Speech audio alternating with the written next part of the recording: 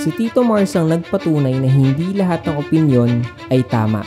Dahil kilala nga po si Tito Mars sa paggawa ng mga videos na talaga namang nakakapagpainit ng ulo natin.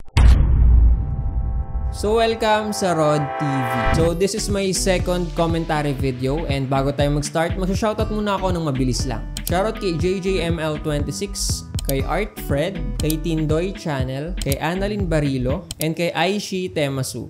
Bilang isang content creator nga po na nagtuturo dito ng mga do's and don'ts sa mga baguhan pa lang dyan, susubukan kong wag mainis kay Tito Mars kasi kapag nainis ako, hindi ko magagawa tong video na to. Pag-uusapan nga rin po natin kung bakit mautak si Tito Mars sa pag-execute ng mga content at sa mga target market niya. So, konting background check muna tayo. Si Tito Mars right now ay merong 185k followers sa Facebook at 106k followers sa TikTok. Kaya siguro Tito Mars 3.0, for sure, pangatlong account niya na to.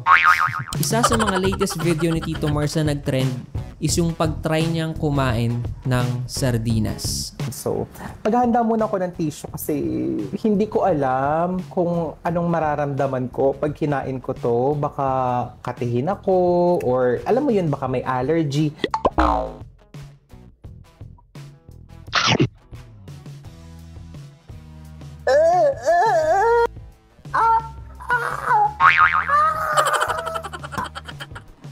Iba na lang i-challenge nyo sa akin, wag na tong sardinas kasi hindi ko talaga kaya. Hindi ko kaya. Diba? Nakakainis yung video na yun kung napanood nyo na. Number wise, obvious naman na may concrete proof si Tito Mars na marami talaga siyang audience. Pero syempre, hindi porket audience, lahat yan ay supporters.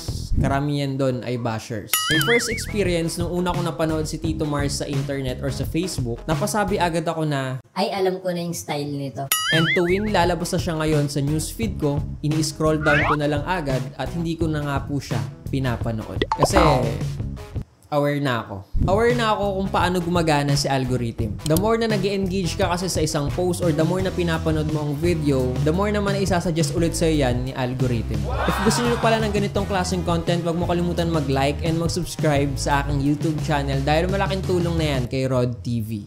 So kung isa ka pa rin sa mga libu-libong taong nagko-comment ng masasakit na salita kay Tito Mars, naiintindihan kita. Pero isa ka na sa mga great example ng target audience niya. So yung meaning ng target audience pagdating sa content creation, ito yung mga tao na gusto mong makapanood ng video mo. So sa mga hindi nakakaalam dyan, ang ginagawa po ni Tito Mars sa internet ay tinatawag na rage baiting. Ang rage baiting ay isang unusual tactic ng isang tao para makakuha ng attention at strong emotional reaction sa mga viewers. Ang goal ng tactic ni Tito Mars ay mang-provoke or mang-pikon ng mga taong tulad nyo para mag-comment ka sa video niya. Ngayon, kung panay angry react ka, pala-comment ka sa video niya, or sinashare mo yung video niya tapos nilalagyan mo ng masasakit na message, meaning lang agad nun is effective siya at isa ka sa mga nabing niya. Tsaka ang napansin ko rin, perfect ang rage baiting sa bansa natin. Kasi maraming marites. Lahat pikon.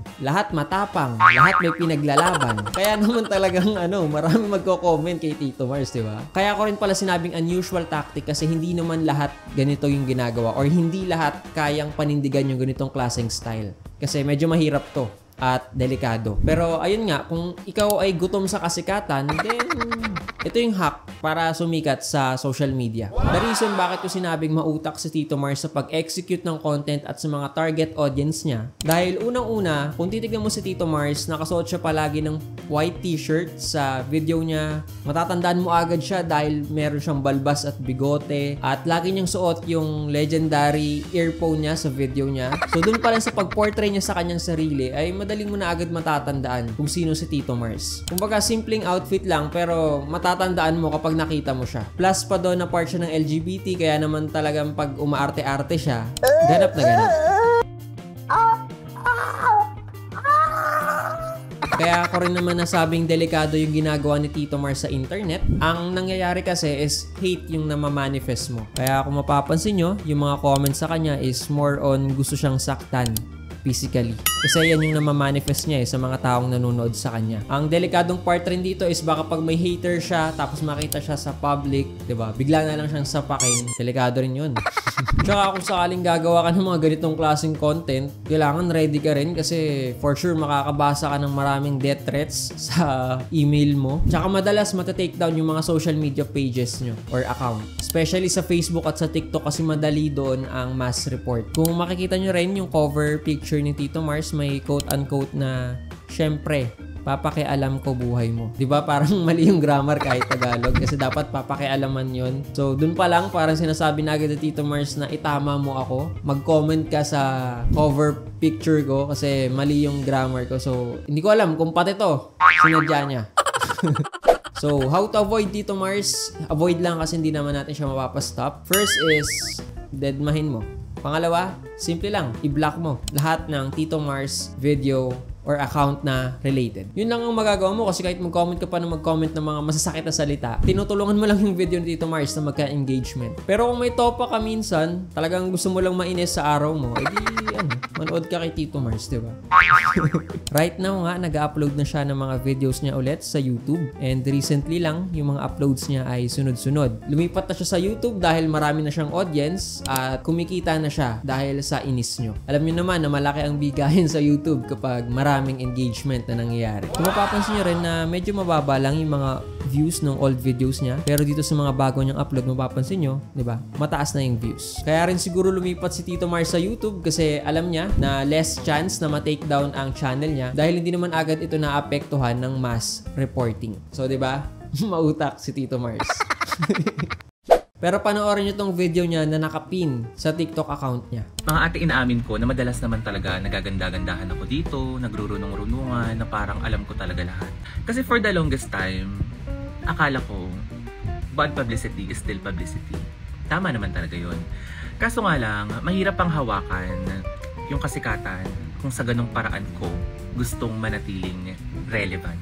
Mahirap siya kasi bukod sa nagbibigay ako ng katoksikan, kasamaan sa social media na hindi naman talaga ako, pag bumalik sa akin, 100 times. At mahirap. Inaamin ko na mahirap talaga siya. Kasi na-realize ko na mali pala talaga at masyado talaga ako nagaganda-gandahan na hindi naman dapat.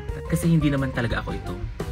Kaya nga nang sabi ko, persona ko lang talaga siya. Ang hirap nung ganun kasi, alam niyo yun, parang nagtatago ka sa isang maskara na hindi naman talaga ikaw. Kasi dati, natatakot ako na kapag nilabas ko yung totoong ako, yung totoong ugali ko, yung totoong ginagawa ko dito sa buhay ko, hindi naman siya interesado.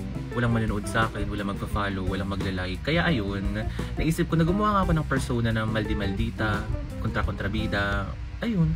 I'm not saying na porket alam ko na ang style ni Tito Mars ay agree na ako sa lahat ng mga opinions sa sinasabi niya. Breakdown ko lang talaga at pinakita ko sa inyo na kaya niya kayong inisin habang kumikita siya. Ikaw, anong masasabi mo kay Tito Mars? May opinion ka ba about sa kanya? Comment mo yun sa baba with hashtag RodTV pa shoutout para ma-shoutout kita sa next kong video. Thanks for watching. This is RodTV and peace out.